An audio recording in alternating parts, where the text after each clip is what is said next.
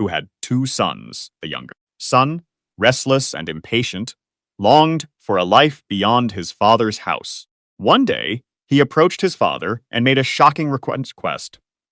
"Father, give me the share of the property that belongs to me." In that culture, such a request was deeply disrespectful, almost as if he wished his father were already dead. But the father, instead of rebuking him, quietly divided his wealth and gave the younger son his portion. Not many days later, the young man gathered everything he had and set off for a distant country, far from home, far from guidance, far from love. There, he began to live wildly. He spent his money freely, chasing pleasure, indulging in reckless living, surrounded by friends who loved his wealth more than they loved him. Day after day, night after night, the money flowed like water until it was gone. Then disaster struck. A severe famine swept through the land, and suddenly the young man found himself with nothing. No money, no food, no friends. The same people who once laughed with him disappeared. Desperate and starving, he took a job feeding pigs, a task considered degrading and unclean. There he was, hungry, broken, longing even to eat the food given to the pigs. Then, in that low and painful moment, something changed. He came to his senses. He said to himself, "How many of my father's hired servants have more than enough food? And here I am, dying of hunger. I will arise and go to my father. I will say to him, 'Father, I have sinned against heaven and before you. I am no longer worthy to be called your son. Make me like one of your hired servants.'" So, he got up and began the long journey home, every step filled with shame, regret, and uncertainty. Would his father accept him?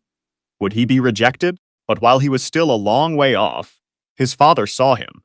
Yes, the father had been watching, waiting, hoping, and when he saw his son, he was filled with compassion.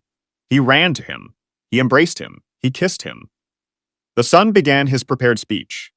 "Father, I have sinned against heaven and before you. I am no longer worthy to be called your son." But before he could finish, the father interrupted him with joy.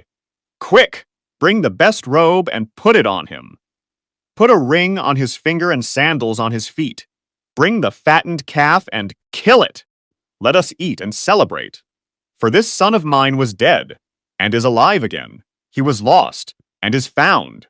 And so, the celebration began. But the story doesn't end there. The older son, who had stayed home, working faithfully, heard the music and dancing. Confused, he asked a servant what was happening. "Your brother has come home," the servant said, "and your father has killed the fattened calf because he has him back safe and sound." Instead of rejoicing, the older son became angry. He refused to go inside. So the father came out and pleaded with him. But the older son replied, "All these years I have served you, never disobeyed your command.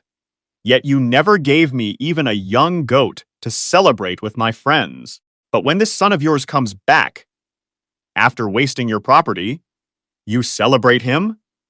The father gently responded, "My son, you are always with me, and everything I have is yours.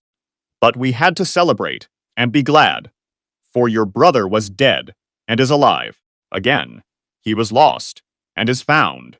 This powerful story reveals the heart of God, a father who loves unconditionally, a God who welcomes sinners back with open arms, a reminder that no one is too far gone to return, and a warning against self-righteousness and pride. Whether you see yourself as the younger son, the older son, or somewhere in between, the message is clear. Grace is always waiting, and the Father is always watching the road, ready to receive you home.